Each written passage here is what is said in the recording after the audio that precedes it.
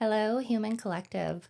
Welcome to the Upside to Grief. My name is Story, and I am your host. And today we are going to be welcoming on Nick, owner of SD Sober Living, and we're going to hear about his grief journey. Thank you so much for coming on the podcast. Thank you. Yeah, absolutely. I'm super excited for lack of better words, to share and hear about your person today. So, who are we going to be talking about today? We are talking about Janae. Okay. Her real name was actually Laura, and she hated that name. So her middle name was Janae. So, Okay. And who was she to you? she was my wife. We call her my wife. We were engaged, and I was just lazy on doing the wedding thing. But at the end, we were like, dude, it's just a piece of paper. We're married as far as we're concerned. Like, we shared money, we shared a home. So we just, Absolutely. husband, wife. It's a unionship. It's a Yes. partnership. It's a Yep. union of souls. Yep.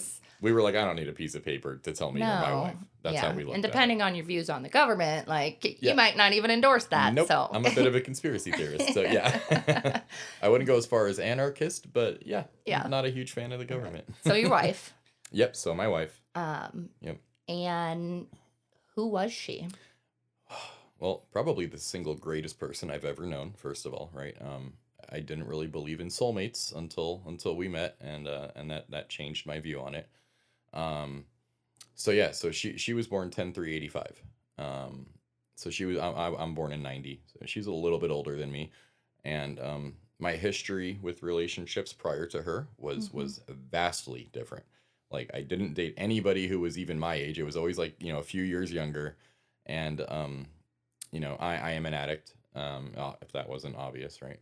SD Sober Living, that was kind of obvious, but my relationships prior to that were always like really toxic, and I was seeking, not even really women. It was like more girls who needed me for either money or housing or whatever, and it was like this sick codependency control thing, and I thought that's what love looked like, and I had no idea. And so when I finally got clean, which was October of 2019, the one suggestion that I had never taken from anybody was to stay out of a relationship for a year. And it was a hard one for me, because when I removed the drugs, right, and I never did fentanyl. I'm more of an old school heroin addict.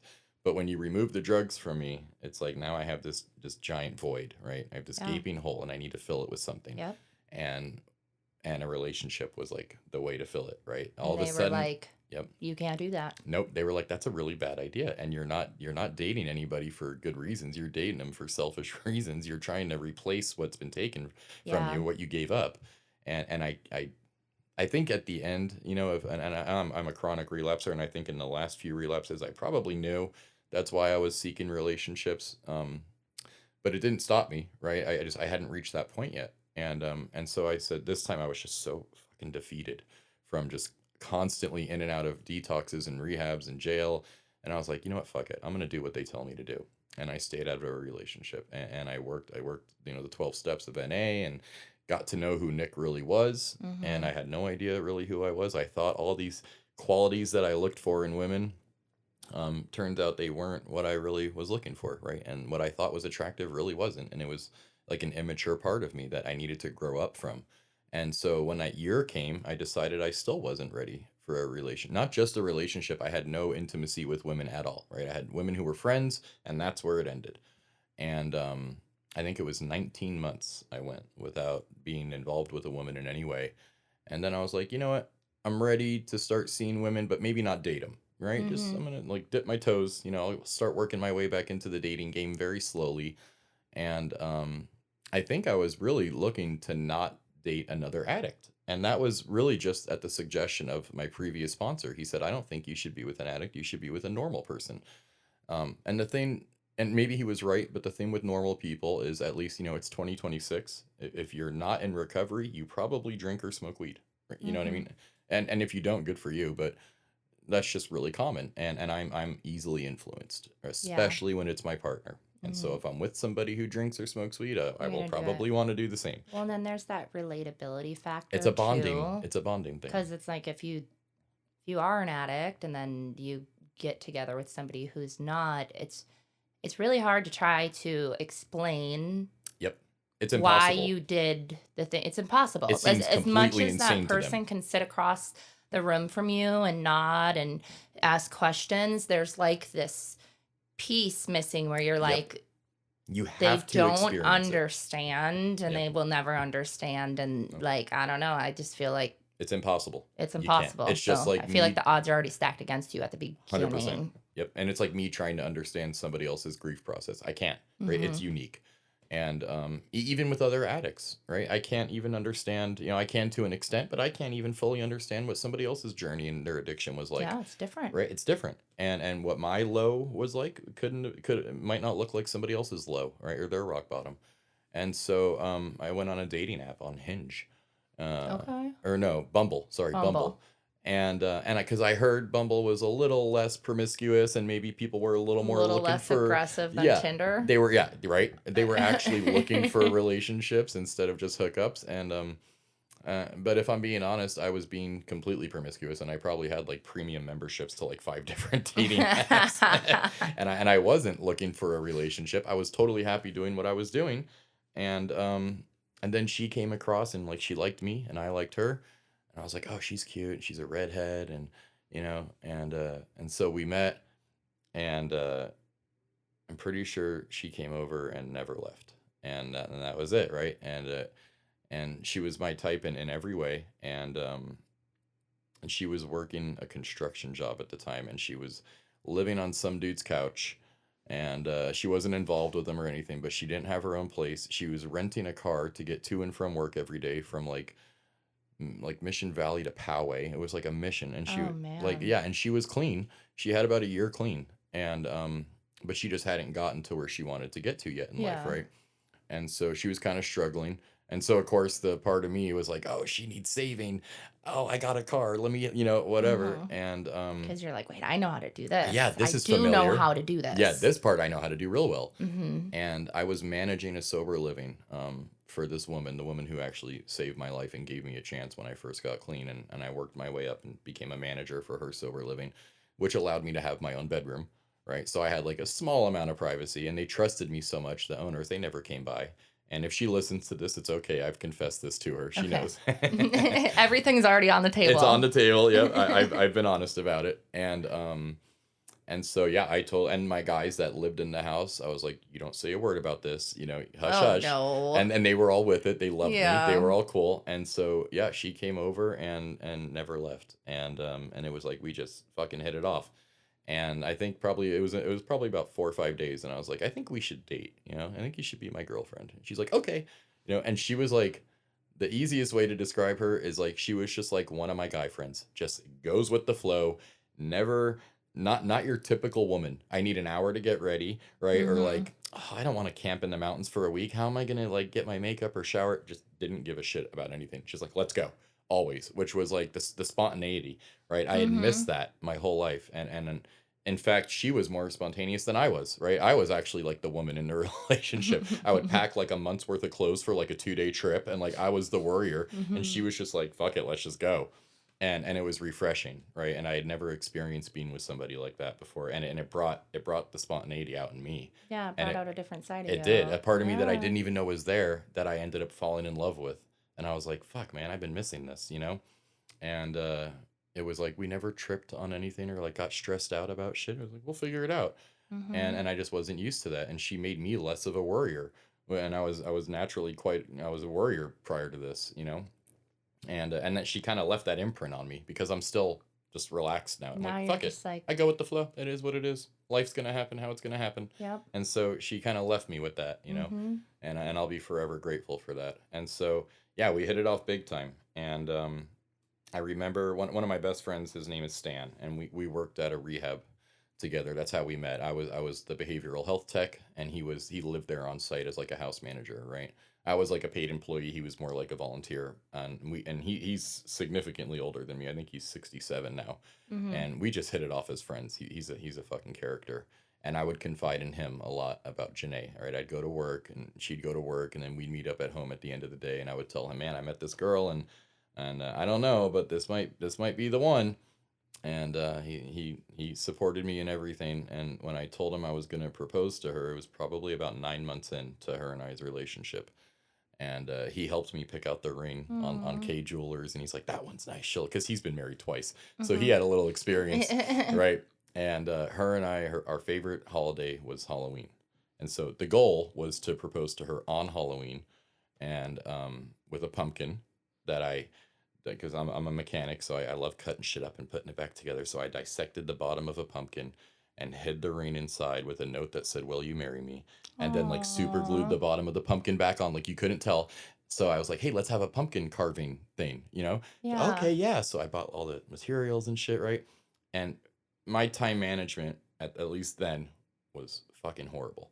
So Halloween came and and went. So it ended up being Oh, no. So shit. we did pumpkin carving on November 1st, right? Halloween was over, but she just was like, fuck it, let's do it. Yeah, why not? So she carves the pumpkin, and she was smart. She was highly intelligent, but at times a little blonde, some blonde moments, right? So she like opens the pumpkin and she's like, what the fuck? There's something in here. And I was like, oh my God, no way. Like, should we return it? Do you want me to go to Vaughn's and return the pumpkin? Yeah. She's like, hold on, what is this? And she's like, it's a piece of paper. I was like, what the fuck? That's so weird. And I was trying so hard not to spill the beans, you know what I mean? And I think literally until she unraveled it and read the words, "Will you marry me?" she was still thinking like something was defective with the pumpkin. Aw. And then she finally did it and she's like, Really?" And I was like, "Yeah." She's like, "Duh, like, of course." And I was like, "Okay, cool." Right. And so That's so it cute. was cute. Right. And Aw. it's almost funny that it happened a day after Halloween. Yeah. Now I'm kind of, Well, because then at that point, it's like, well, then you still get Halloween, and then you get an and now you're anniversary. getting right. Now it's like Yeah. two holidays back to back. You know what I Yeah. mean? And so yeah, she said yes right away, and she had been engaged before to somebody, not the best relationship, but other than that, she had never, and I had never proposed to anybody. This was my first time, and I didn't fuck it up, surprisingly, right?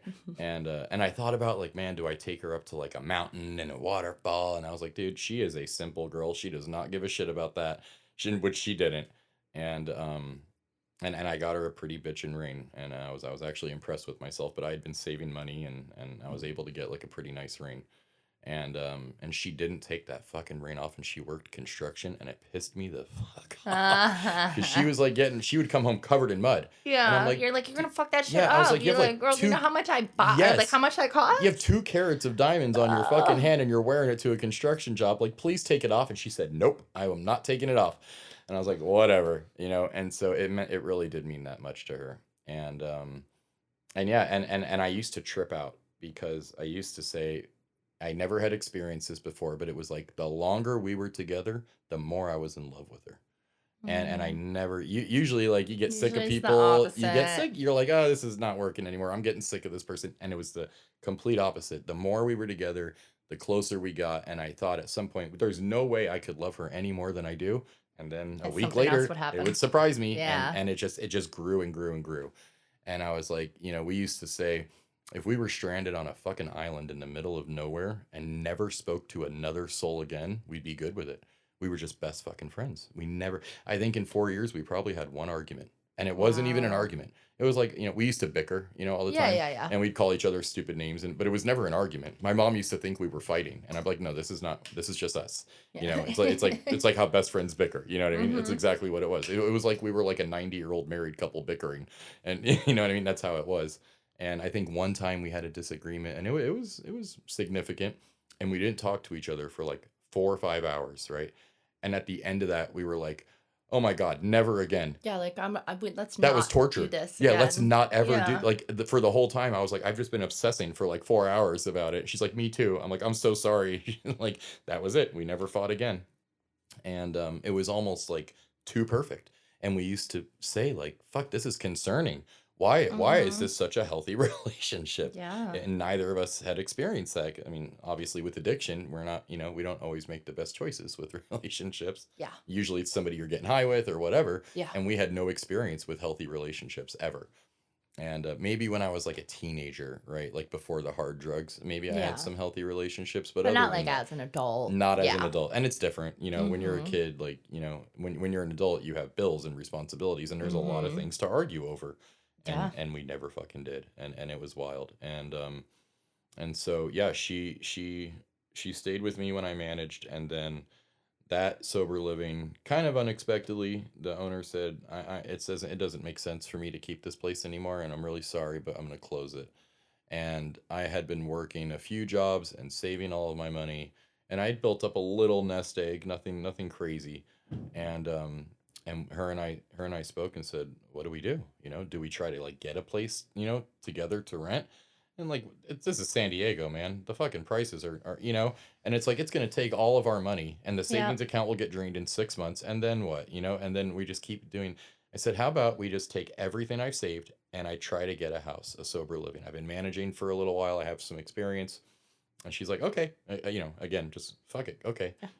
And so we did. And I got really lucky, to be honest. The owner of that first house, I didn't meet any. The only requirement that I met was credit. Income wise, she wanted like 3 times the rent in income.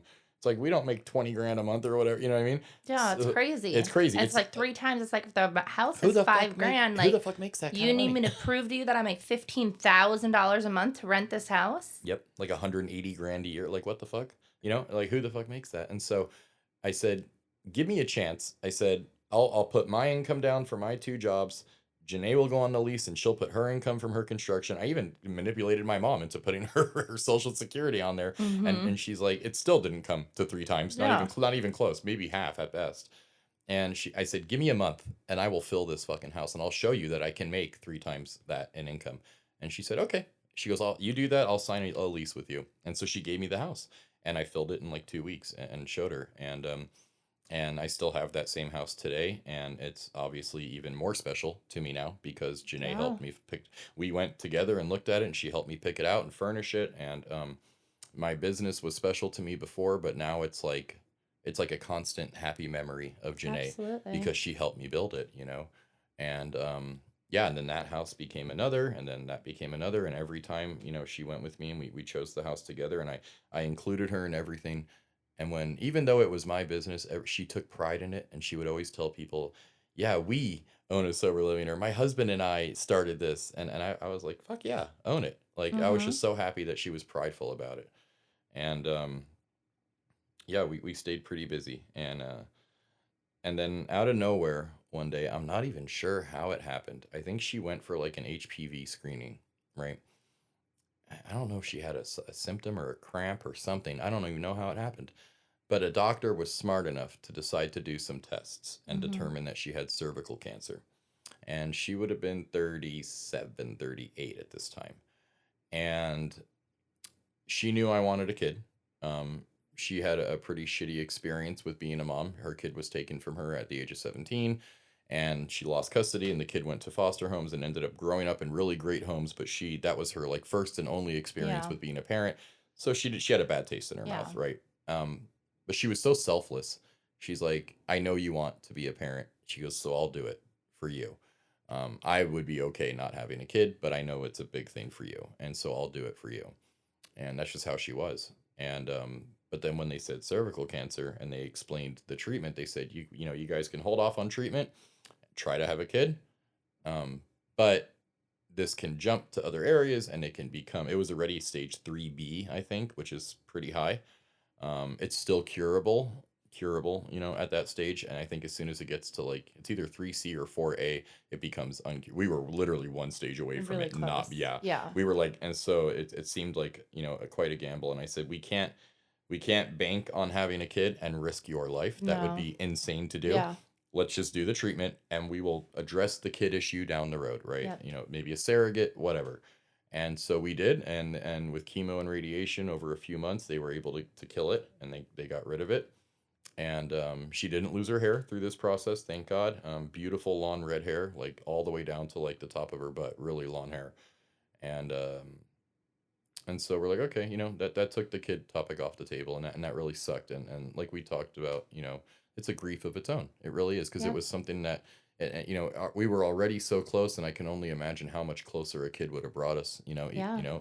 As a whole new type of Grief relationship of at the that point. self, grief of your future, Exactly. grief of what could have been. Yep. Like it's Yep. it's a lot. And even though she didn't lose her hair, at that time, watching her go through the treatment, it's fucking Like aggressive and violent. something is happening in your body that is out of your control. Completely. And talk about like powerlessness, like, oh God, it sucks, and Yeah. it's like, I know, and I'm already a conspiracy theorist, right? And I know what radiation is doing, and it's like, fuck, man, I have to watch you kill good parts of her body to kill the bad parts. And it's Yeah. so frustrating, but like, what are, and I'm pretty open-minded, and I'm extremely holistic, and I'm like, maybe Yeah. keto and maybe this, and but nothing's like, when somebody who's gone to medical school, I haven't gone to medical school, somebody Yeah. who's gone to medical school, and is highly intelligent is telling me this is what you need Like to do. It's like, this is the option. I feel like I'd be silly to argue with that, Yeah. and so of course we agreed, and she gave me a say in everything, even though it was her choice. She gave me a say in all of it,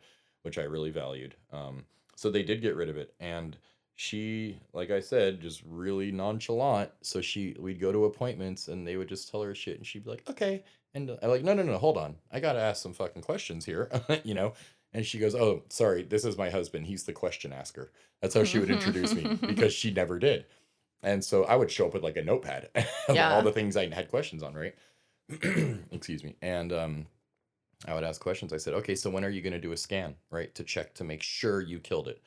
And oh, like a month. And I was like, that seems like a long time. They said, yeah, but we have to wait because the radiation has to leave the body before this. And, and I accept that I don't understand everything. And so I said, okay, fine. Well, it was more than a month. And I kept calling. I said, hey, I think we should do another scan. And oh, we need to wait another week or two. And by the time they fucking did it, it was like close to 2 months. And I was Hmm. like, dude, in the meantime, this shit could be jumping some, like, cancer is like, it's like Yeah. intelligent. Like, it'll run when it knows you're killing it. It'll be like, oh, let me go find a different place to occupy so that you can't kill me here. Hmm. And that's exactly what it did. And it found her lymph node, and she had like not a lump, but it was swollen right here. And I was pretty much aware. I was like, I'm sure I know what's going on. And that's what it was. It had jumped. So it wasn't lymphoma. It was just cervical cancer that had metastasized. But now that involves different types of treatment, right? And different radiation that's centered here. And Danae said immunotherapy is really what's needed. And immunotherapy is what took her hair. And that was fucking hard to watch. She would like brush it after, it took a while, but eventually she'd brush it. She'd be like, look at this, and show me like a clump that came out. And I think that was so painful for her to see that happening that she just said, fuck it. She just buzzed it. She's like, I can't watch it fall out. I'd rather just, let's just beat it to I'm going to beat this, and we know it's going to happen. So I'm just going to do it. And she did. And that was hard. That was really hard. And it was obviously much harder for her. Her hair was probably her favorite part about her, right? Beautiful hair. And they killed it. They did get rid of the cancer that time. And this time they put her on pain medication and on Norcos. And she was a recovering heroin addict, as I am, and which made me scared, of course. Hmm. And I told her, I really think you need to like talk to your support system, and that was one thing I said that was great about us was we had separate recoveries. Yeah. Right? She had her own women's, support system. I had my men's, and while we talked about things, it was like we understood. I'm not your higher power. I'm not your sponsor. You go to where you need to go for that help, and she did. And so I was worried at first, and then I saw how she managed it, and she managed it really well. And I was like, okay, she's got this. Um, in fact, after she passed, I found like a half a bottle of that shit. She never even finished taking it. And I was really impressed by that. And so everything was pointing to somebody who's really stable in their recovery. Yeah. Everything. She wasn't huge on like working the steps and like communication with her sponsor, but she loved going. She was a social butterfly. She would say she was an introvert. She was not. She loved going to meetings, and like she would say that. And then once you get her in Hmm. public, she's just She's hugging like everybody. shining. But Yeah, when you just get her home, she's like, glowing. fuck, I hate doing Yeah, that. yeah, yeah, yeah. But once you get her there, just glowing, right? Hmm. Everybody loves her. The life of the party. And I think that was the more appealing part of recovery for her was, all her friends and doing things without being loaded. But at least from my experience, like while that is, like community is the opposite of addiction, right? But there's more to it because like I've learned that the problem was never the drugs, the problem is Nick, right?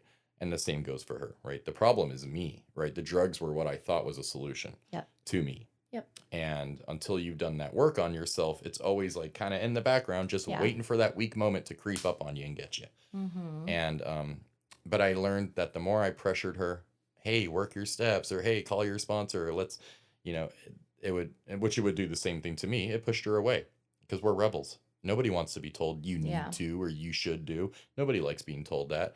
And so I realized I couldn't pressure her as much as I like to, and I had to back off a little bit. So our recoveries were very different, right? And while I'm in the full understanding that me even smoking a joint will probably eventually lead me to sticking a needle in my arm, she didn't have that same belief.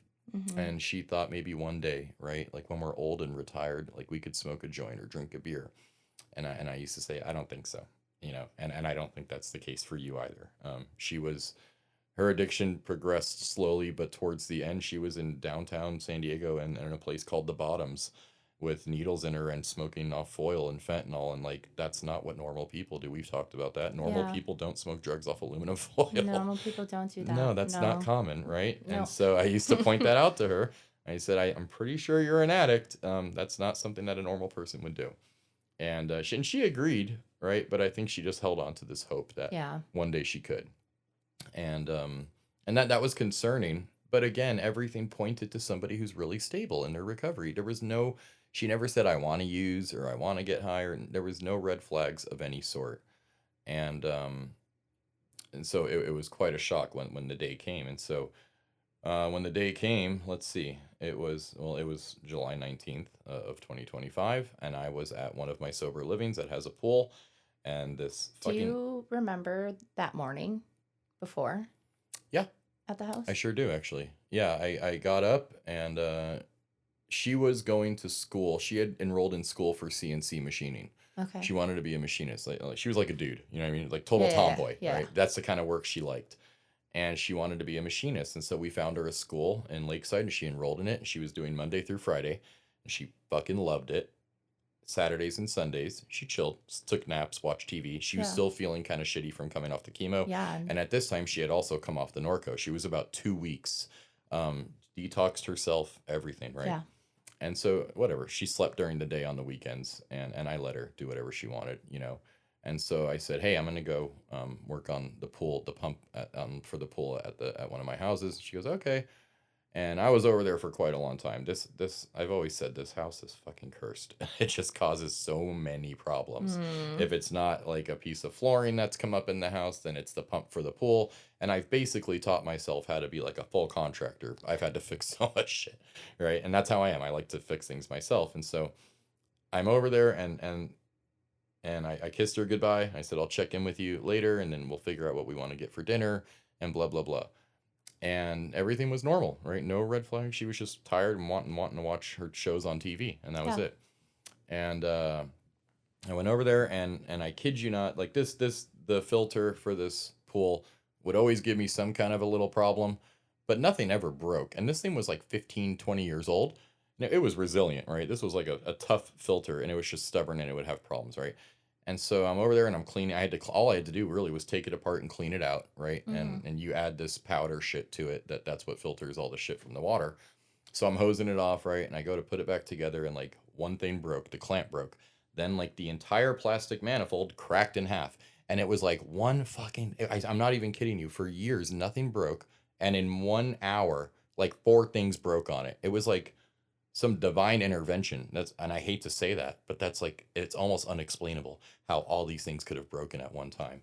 And right before that happened, I tried calling her to see what she wanted me to pick up for dinner, and she didn't answer the phone.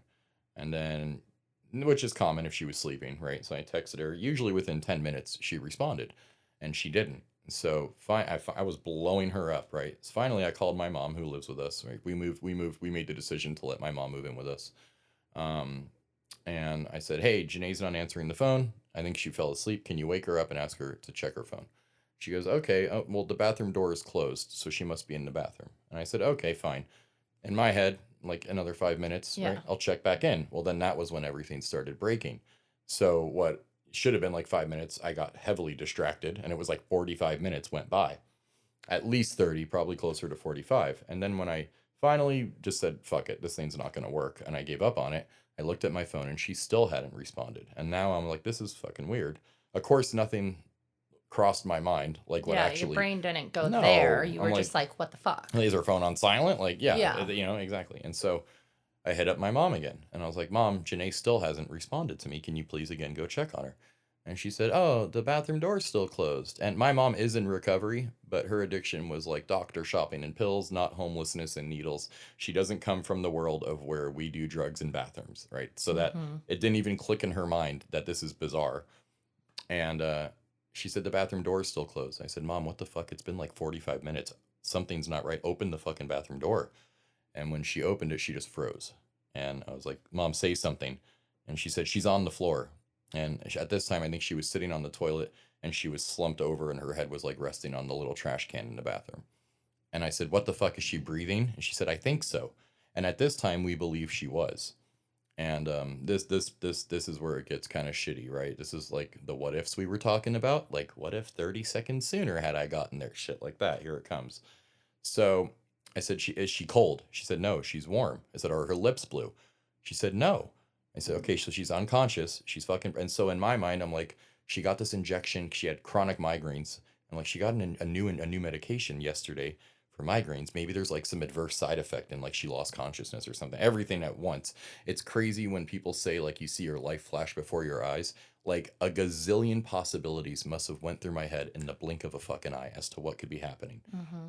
None of them were drug related. None of them. And then she started describing. I heard her shaking her, screaming her name, and I've seen people overdose before, and I've done the same thing, and it just felt really familiar. Yeah. How she wasn't responding. She was breathing but not waking up. And I said, Mom, look around the bathroom. What do you see? She said, There's tinfoil on the bathroom counter. I said, Call 911 right now. Tell them there's an overdose. I knew exactly what had happened.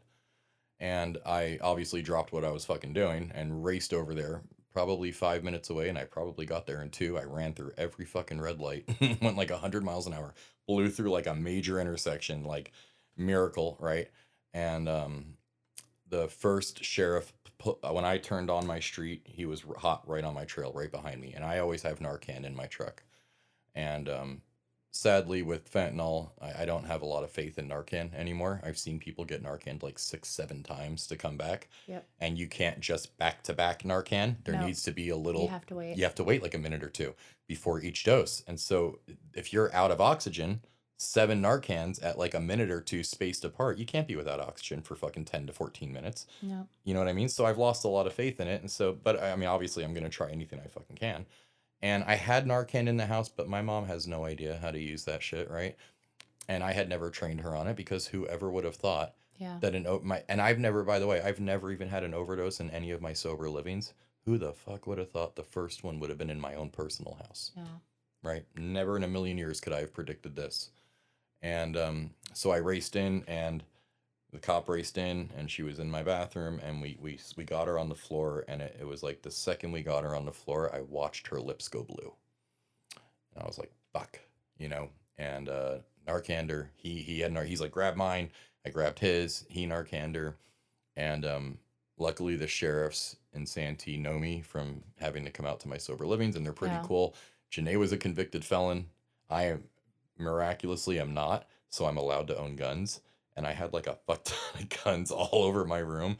She obviously can't be near them. Mm-hmm. And they were so good. I can't say one bad thing about them. Like he saw the guns, and I'm pretty sure, he knew. He didn't say a fucking word. And he knew this was far more important than that. Yeah. And I'm extremely grateful for the Santee Sheriff's Department. They showed up and they did the best that they fucking could. And it just was out of all of our hands at that time.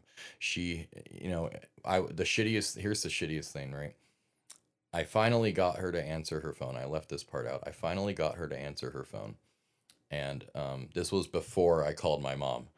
And I would talk to her on the phone, and she would like nod out and fall asleep, right? Just not from drugs, just she would fall asleep. And that's what it sounded like she was doing on the phone with me. And I was like, Janae, what do you want for dinner? And then I was like, oh, God, she's fucking falling asleep, you know? And I was like, babe, babe, babe, babe. And I must have said babe 20 fucking times. And I was like, she fell asleep. And I hung up.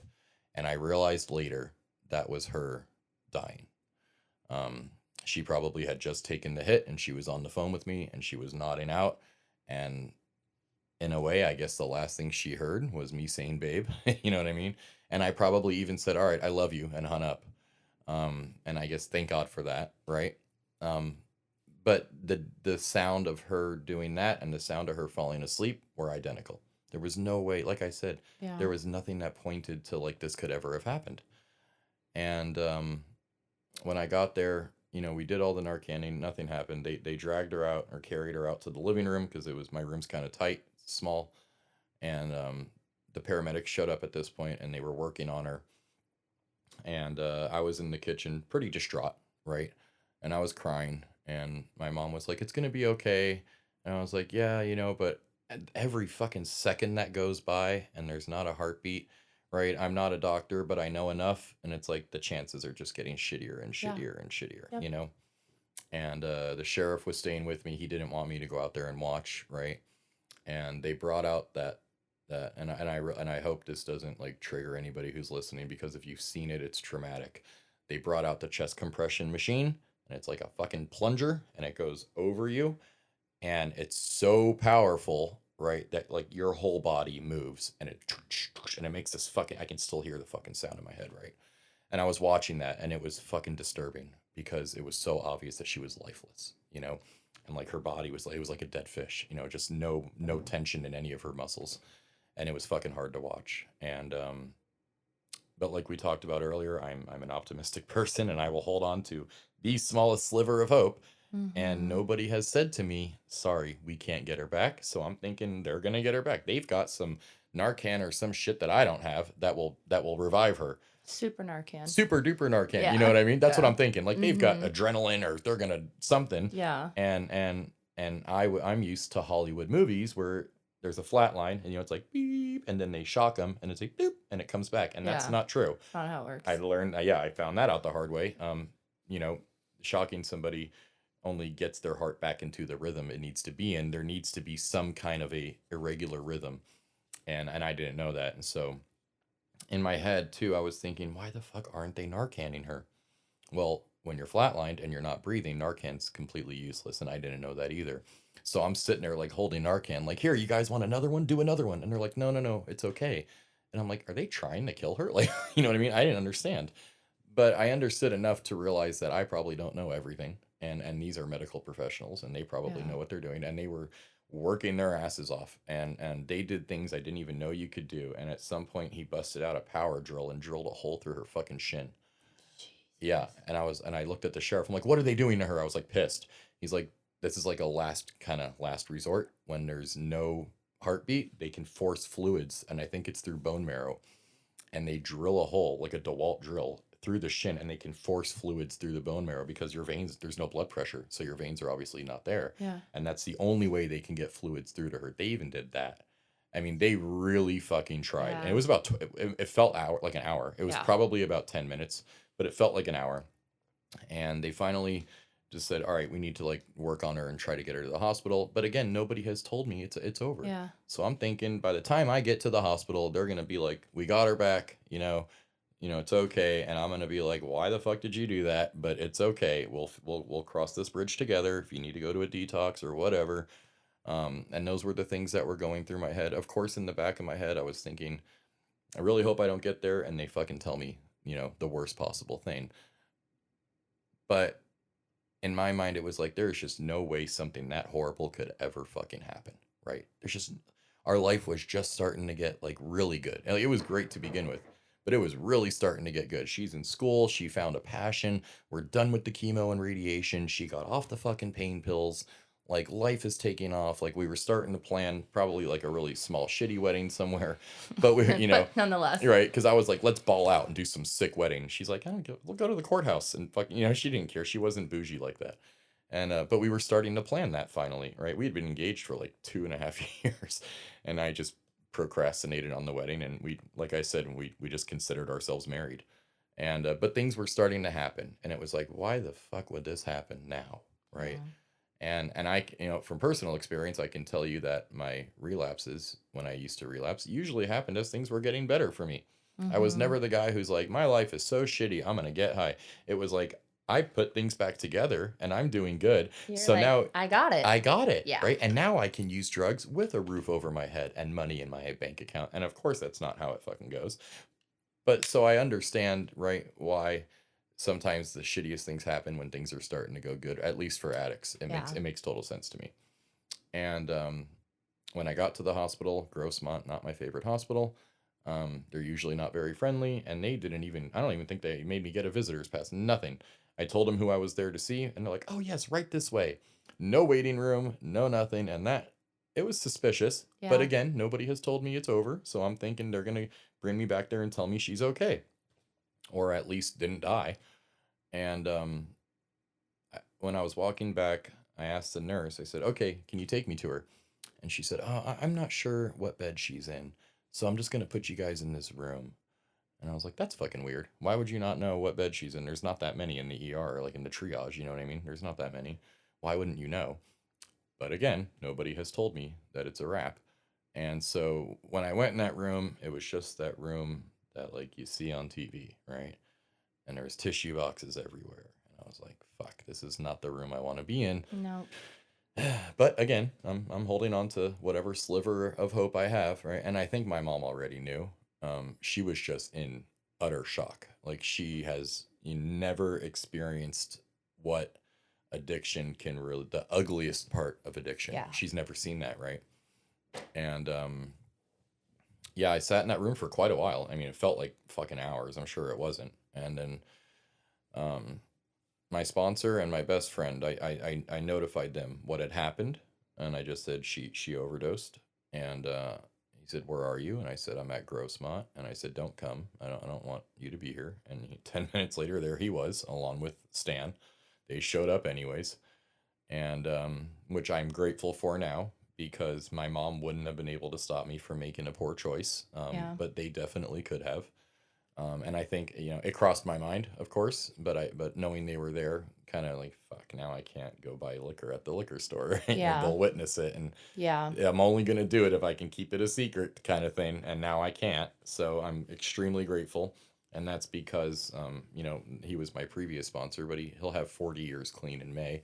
And he's been Wow. through quite a bit of these, right, Yeah. with like sponsees and friends, and he knows It's not his first not his rodeo. first rodeo. He Yeah. knew exactly what to do, and like, you don't want me there? Sorry, I'm showing up. And I'm extremely. I'll never forget that.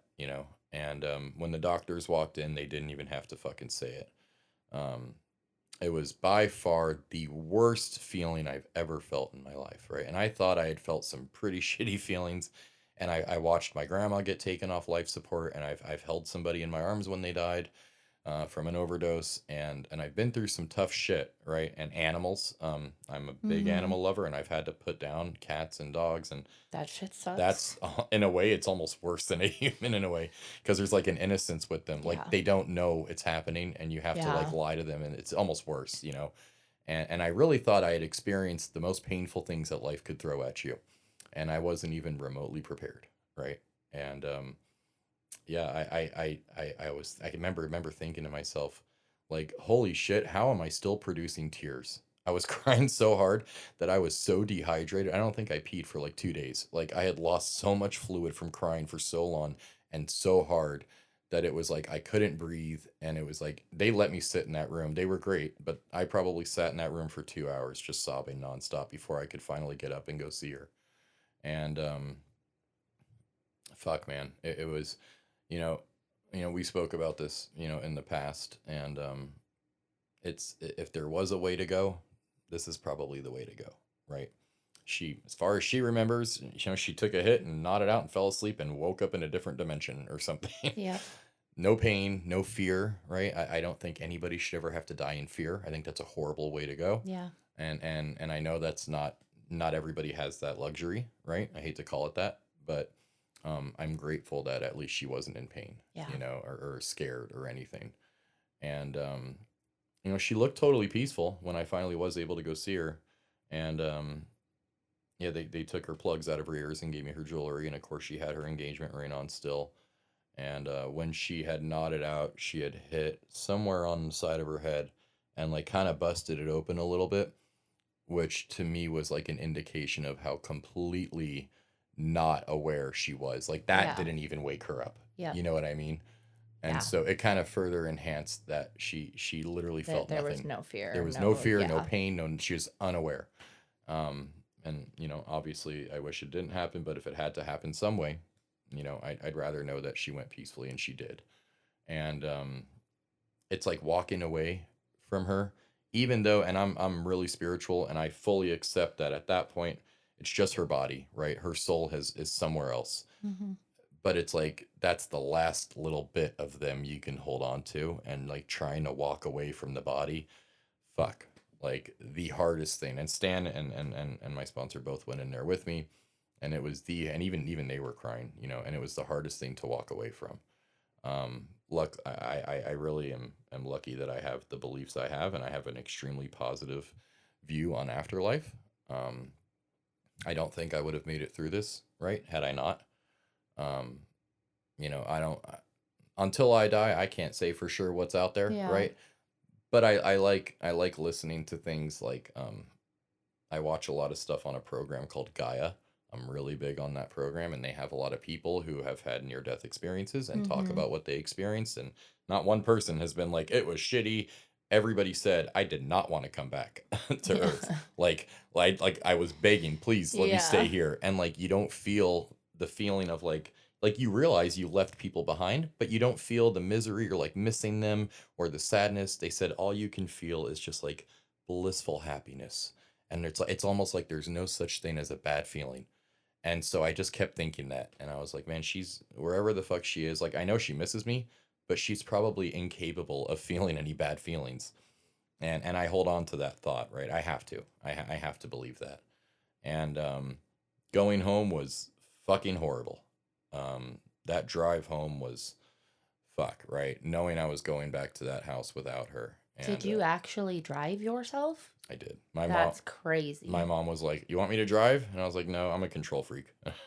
And I also drove my race car, and I didn't trust her driving. And I was like, "No, I'll drive." And she was scared, I think, right, with me driving, because if she hadn't been with me, I'm sure I would have been like, yeah. Yeah. That definitely crossed my mind. And the thought of drinking, I don't really think I thought about heroin. The thought of drinking crossed my mind, right, as just a way of checking out. And then the thought of doing what she did crossed my mind, right? Not because I was so miserable that I wanted to die, but I was just longing to be with her so badly. Like, Mm-hmm. I never knew you could miss anyone or anything that strongly. It's like a piece of me was left there, right? Yep. And it's like I don't want to die. I don't want to leave my mom, right? I don't want to give up my life. But the how the desire is so strong to be with her that I was like, I'd leave all this behind. Like, fuck everything. You know what I mean? Like, if that's what it means and I can go be with her, even if where she is sucks, it wouldn't matter because we'd be together. Like, that was my mentality. And it wasn't like I wanted to kill myself in like a depressing way at all. It was Mm-hmm. like, it was almost like a happy thing. And I had to do some work on myself to let that thought go, because it almost became like a plan B. Like, in Mm-hmm. case life ever gets that shitty, I can always just go be with Janae. And like, that's not okay. You can't do that, because the pain, and I'll be honest, this is probably what stopped me in the beginning. The pain that I felt, I knew I would inflict that on my mom and on other people if I were to do that. And it's such a fucking strong pain. I just couldn't do that to anybody. I couldn't do that to somebody I hate, let alone someone I love. And I've lost people before, and I really thought I understood, grief and like how bad it can be, and I fucking wasn't even close. And we've talked about this. It's different, right? It's a partner, a son, a parent. I believe they're all shitty and just in different ways. Mm-hmm. And and I pray I never have to experience any other type of grief other than, when the day comes that I lose my mom. But yeah, losing a partner was unlike any other type of grief, right? Especially somebody I was that close with. Um, and so yeah, when I got home, it sucked. I don't even know if I was able to sleep for the first few days. I don't think I could. When she was going through chemo, she would wear these like things on her head, and they were kind of like mandalas, and Mm-hmm. they were really pretty actually, and it smelled like her. And I would wear that over my entire face when I slept at night. And it was like that was probably the only way I could fall asleep, because I could still like smell, her. Yeah. And that was shitty. And my sponsor said something. He said, "You better be there for that dog." And I didn't even think about that, because I was just obviously, completely concerned about myself. But the animals, she was extremely close to our animals, right? My dog Moose, we got him together, and one of the cats we got together, the other cat I had when I met her. And I think when she first met me, she's like, "This is a crazy cat guy. Why is he so obsessed with this cat?" And then she fell in love with him. She's like, "I Mm-hmm. totally understand now the animal connection." And she was as close with them as I was, and the animals definitely felt it. Yeah. And Oh, oh fuck, absolutely. they definitely felt it. And in the beginning, Moose wouldn't even come in the room. And then after a few days, and he's 135 pounds, by the way. That's why he's named Moose. And I had to get a king size bed just so that we could have him on it. And he would jump himself up on there and Mm-hmm. sleep right next to me. And the same thing with the cats; they didn't leave my fucking side. And that was another thing I thought about, is I could never leave them. That would be fucked up for me to do that to them. And they've already lost one. If I did, Yeah. that would And just, they don't have any idea. and they have, exactly, right. And I couldn't do it. And so it was shitty for the longest time. I remember I would just take a shower and just stand in the shower for like an hour and just sob, like, because her shower stuff was there. And you don't realize when you're with somebody, and even if it's not your partner, right? It could be your son, it could be your parent, whatever. Every single thing you've ever fucking done with that person is a memory. Yep. And you don't realize it until this happens. But like the stupidest shit, like picking out a jar of salsa in the aisle at Vaughn's and like arguing over, do we get mild or hot? Like those little things become cherished memories, right? Mm-hmm. And at the time, you don't think anything of it. But I'm grateful that I spent so much fucking time with her. But it's hard because I still live in the same house in the same town and drive the same truck, You and see the same people, fuck, and you know, that part's not fun. that part's not fun. I mean, none of it's fun. None of it's fun. But like especially that part really especially sucks. that part really sucks. Yeah. And for a while I was driving like out of town to go to different grocery stores and different gas stations. I feel like that's why people will like pick up and move Yep. sometimes. Like that's why that's a common thing, because Yep. they're just like, nope, Yep. I'm And not doing that. at first I couldn't think I'm about going it. elsewhere. Yep. At first I couldn't think about moving because it was like, fuck, man, I'm gonna lose all my memories of her if I move out of this house.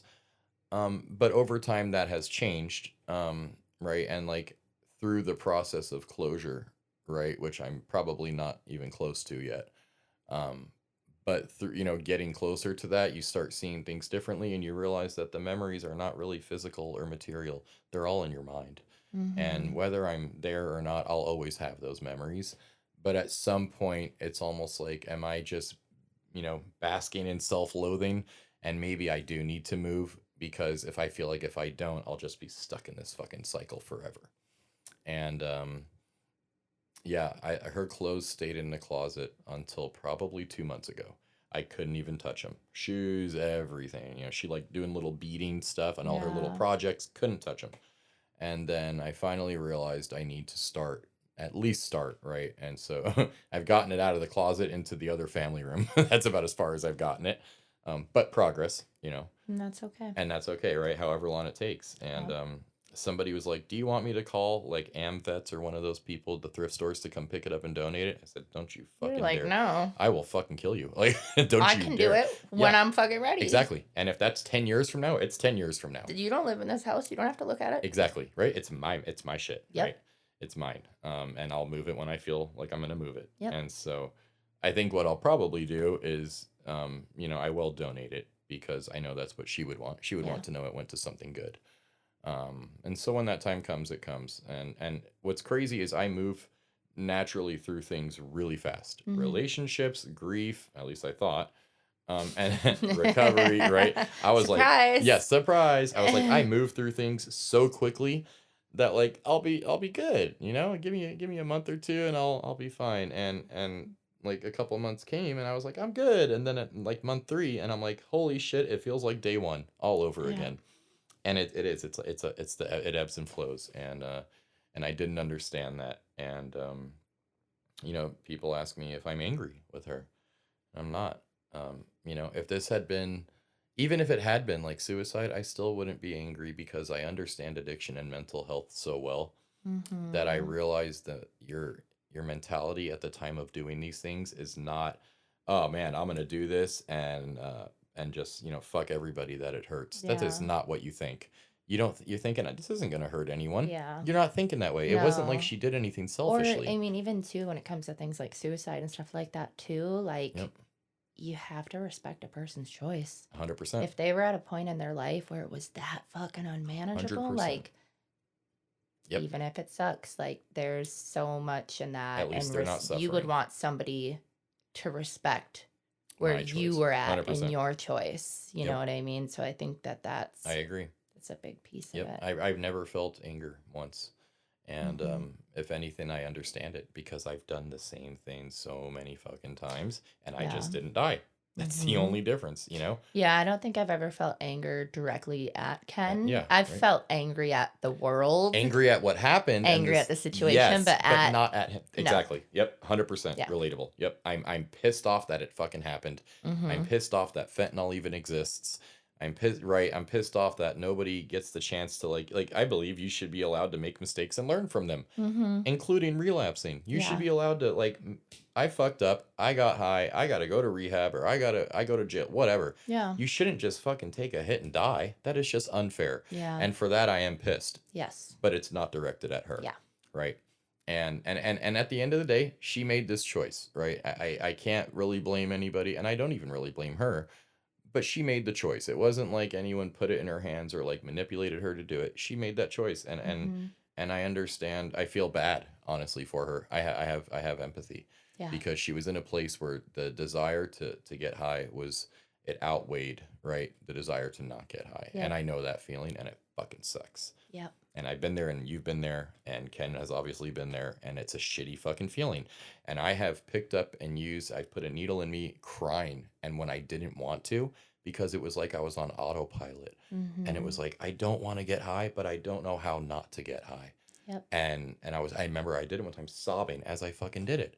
And so, and I know that feeling, and it's a shit feeling. And so if anything, I feel really sorry for her that she Yeah. didn't feel like she could pick up the phone, or she probably did. She probably did feel like she could pick up the phone.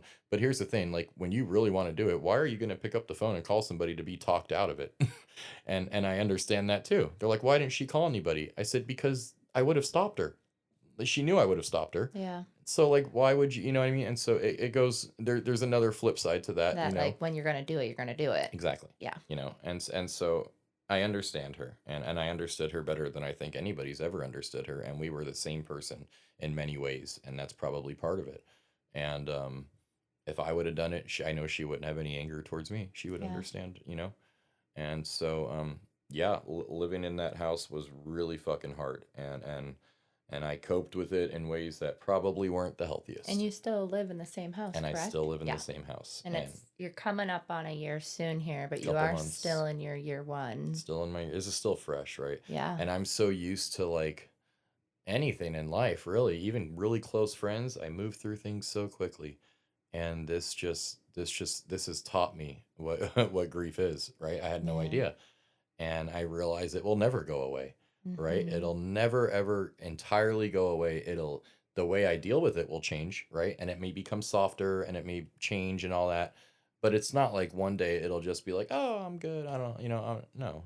And in a way I have to, right? And I talk with my sponsor and I ask for suggestions, and I talk to other people, you included, who have dealt with this, on advice on how to get through things, because I realize if I don't, I'll spend the rest of my life alone and sad. And Mhm. that's almost like a disservice to her memory, right? She would Mhm. kill me. She would fucking kill me if I did that. Mhm. She would never allow me to do that.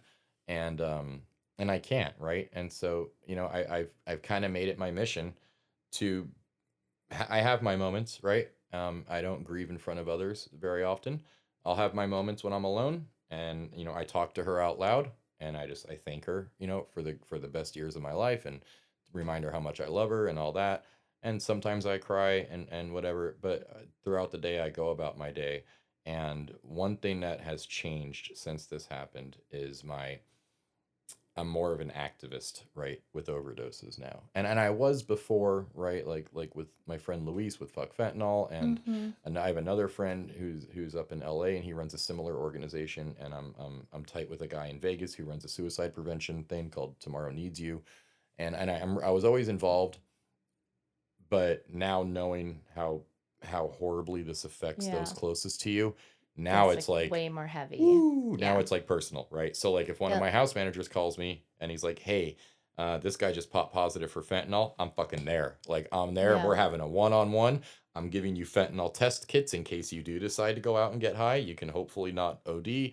Like anything, Narcan. Here's 20,000 Narcans. Take them all. Yep. It's like I have to try to prevent this as much as possible Mm-hmm. from anybody else going through it. Um, and obviously you'll be unsuccessful sometimes. That's just the Yeah. nature of it. But any little dent that I can possibly make in it, it's like a win for the other side, you Yep. know. And it is. It is the war on drugs, just not in the government sense. It's my war on drugs, right? Yep. But it's also a way for me to preserve her memory. And I know, despite the choice she made at the end, I know that's what she would want. Um, you know, it wasn't like she was like strung out and using and was just in that life. She was 4.5 years clean and just Yeah. made one fucking bad choice. Yep. And it's unfair. It is. And life isn't fair sometimes, right? And I say this to my managers and other friends of mine in recovery. I said, if life was fair, we'd all probably be in prison right now. Let's just be real. Life is not fucking fair. You know what I mean? If it was fair, Yeah. I probably wouldn't be walking right now, a free man. And so, Never thought about it like that. you know, and so in a way, it's almost good life isn't fair sometimes because, yeah. And yeah, man. And so, you know, life has changed quite a bit. You know, I hooked up with a girl shortly after this, and when I thought I was cured and my grief was over at like 2 months, and then turns out it sure as fuck wasn't. And my sponsor pointed it out to me, and he said, "You're trying to fill a void." Yep. And I didn't want a relationship with her. I was just like doing anything I could do other than get high to try to fill the void, Yep. you know. And I think I even knew at the time what I was doing, and I Yeah. didn't care. And I gambled and I did whatever the fuck I had to do to get me through it. And even my mom, who was incredibly against me gambling, understood. Yeah. She's like, if that's what you got to do, that's what you got to do. And her grieving process was vastly different than mine. I'm Mm-hmm. sure she's cried, but not in front of me. And after a few months, she's like, "What's wrong with me? Why don't I cry?" I said, "I think you're still in shock, to be Yep. honest." And I didn't realize shock could last that long. I thought shock was like a day or two. I had no idea. That shit can last for months. Yes, and for her it did. Yeah. I probably came into acceptance about it maybe a week in. For about a week, right? I was crying and I was crying, but it was more like I was crying like because I missed her. But I think like Mhm. somehow I was expecting like that to end, and then like she'll just magically reappear. Mhm. And then at like a week, I was like, "Fuck, she is not coming back. At least Mhm. not to the earth plane, you know." Yeah. And that was a hard pill to swallow. But it was part of the process. It's like the acceptance has to, and I guess that's probably one of the stages here is like finally accepting this really did fucking happen. Mhm. And I remember when the doctors came in, I think his only words were, "I'm sorry." And I remember thinking, this is a fucking dream. Like, there's just no way this is reality. You're just Like, like, I'm in the Matrix or something. fuck this. Yeah, this cannot This be is real. not the situation. No, this is not actually happening. My brain would yeah. not. It's like the trauma is so intense Yeah, your brain. that your brain won't let you acknowledge it as reality. And I Mhm. didn't even know that was a thing. Like, I've heard Yeah. about it, of course, but I never experienced it. And I remember just sobbing and thinking, like, you're actually gonna wake up here in a minute. And it Mhm. turns out this is a really, lucid nightmare. And I kind of believed that. And then for a while, I knew it wasn't real, but I was just kind of praying Yeah. that it was a nightmare. And then it wasn't. And then I so that used to call it being back in when I was in my fog for Mhm. like those like the first 6 months after Ken it's a passed. fog. It That's a was good way like to describe it. really heavy. Mm-hmm. And during that time, how I would describe it was like I said it's like being separated from your soul. Yep. It's like an out of body experience. Yep. 100%. Mhm. It's like an out of body experience, which I also Like had if that never doesn't make experienced. sense to you, be grateful. Yes, you don't want Because I to. don't know how else to explain this to Yep. you. I pray that nobody ever has to experience that Mhm. feeling because it fucking sucks. And then like as if that's not bad enough, when you finally do get to the point where you accept it, it's like it restarts all fucking over again. Oh yeah. It's like, here we are on Mhm. day one again. Yep. Like I thought I made some progress and I just went backwards 100 steps. Like, fuck me, right? Yeah.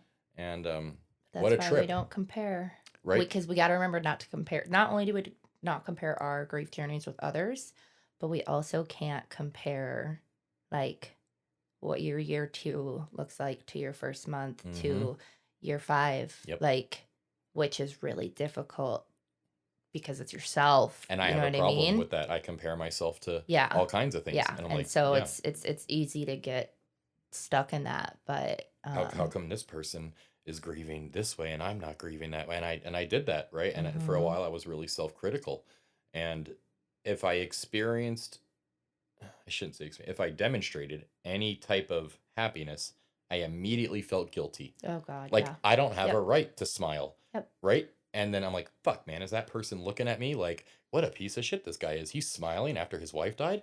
And then I Mhm. realized, fuck them, right? They Doesn't first of matter. all, they don't know what goes on behind closed doors. And if I have to put on a fake smile to get through my day, that's what I'm gonna fucking do, Mhm. right? But yeah, that was a really confusing time. Smiling and feeling guilty for smiling. I have to do it all. It still happens all the time for Right? me. I'm not Mhm. it's almost like you're not you haven't given yourself I'm like, permission to be happy. I don't need anybody else to judge me because I'm gonna do it Oh, inside my I'm brain great. Oh anyways. yeah, I'm a Like, you pro. know what I mean? I'll be Yeah. like proud of myself for Yep. something. Like I think like the most like one that was recent that I remember was it was in September. Like I had a barbecue for my 3 years sober, Hmm. and I was like having a good time. I was Congrats, by the way. excited. Thank you. Yep. But I was like, man, like be really sick if Ken was here. Yep. You know what I mean? Yep. And then, like, it was good. I had a good time. It was fun. Like, I did genuinely have a good time with the people that were there. But as soon as everybody left, I went to my room and cried, Yep. And Yep. that's fucking in year 3. Yep. When I took my 6 years clean, it felt like, how do I even say anything happy or positive right now? But then I Mm-hmm. remembered, I'm not really doing this for me. And this was different, right? You were at a barbecue. I was at a meeting, and there was a lot of new people there, and I had to just put my shit Say, aside. yeah. I was And like, you were like, maybe there's they some need to people hear in it. these rooms that need to, They need to hear something yeah. decent, right? And so, Yeah. and I touched on it, of course, and I mentioned, like, look, man, you may think you have a reason to relapse, but my wife died and I didn't fucking relapse. So, like, I don't want to hear it. Kind of tough love thing. Mm-hmm. Like there is no reason to relapse Yeah. because the pain that you'll subject your loved ones to is unfucking bearable. Yep. And it might be so bad that somebody else might end up taking their fucking life over it. And now Yep. you've created a ripple effect. Yep. And that's not okay. The only guarantee you can have at not overdosing is just not getting high. I mean, Yep. that's the only guarantee. Yeah. There's a million other ways to die. Yeah. Let's not add to that. Yeah. And so, yeah. And then after I was hooking up with that girl for a little while, and that was not healthy. We were both in complete understanding it was not a relationship, Mm-hmm. and I don't know if I wanted one. I was just extremely fucking lonely. I Yeah. was so lonely. You probably just wanted to feel something that Something. wasn't what you were already feeling, There which you was go. probably nothing. Yep. You were feeling nothing. Okay, so I used to say, I feel nothing and everything at the same exact Yep. time. Yep. But I want to feel something different. Just yeah, whatever it is, even if it's shitty, Anything that's just not different. this. Yes. Yep. Doesn't Yeah. matter what it is. And I went. tattoos I were did the like same shit. the pain from a tattoo. Perfect. Mhm. Like even if it's something horrible, as long as it's not that, right? Yeah, as long as it I takes me out of whatever the fuck this is. bingo. Take me out of it. Yep. Sign me up. Yep. Yep. I agree 100%. And whatever that was, that I didn't care. Just like it just had to be different. Yep. And so I tried that, and that didn't really do it. And then when that Yeah. ended, the loneliness came back with a vengeance. Yep. And then it was like, fuck. Because now then it's- you're like, how long is this gonna happen for? Yeah. Yep. How long am I gonna do this? Yep. How long is it gonna be like this? Yep. I thought this would have fixed it. Nope. There really isn't a fix. Nope. And there probably never will be. But it changes, right? Changes. Even in the first year, the changes are like, holy shit, right? And so Mhm. I've finally reached a point where I'm not ever expecting it to just like poof. I know that'll never happen, but I'm a little hopeful at least, right? Mhm. If this change happened in year 1, hopefully by year 2 it changes, and it may not be easier, but it'll be different. And like we said, something different it's almost refreshing. I just can't feel that same way for that long at Yeah. one time. It's fucking Yeah, exhausting. It it's drains you. exhausting. I've never been that tired in my life. It's like you know how it is, like when you cry for like hours, you just Yeah. like end up passing out because Yeah. it's exhausting. It's kind of the same type of exhaustion. Yeah, but like 24/7 for months. Exactly. Mhm. Exactly. Well, you're still trying to like, pay all your bills and be a part of the community Yep. and all of the things. Yeah, trying to adult. It's exhausting.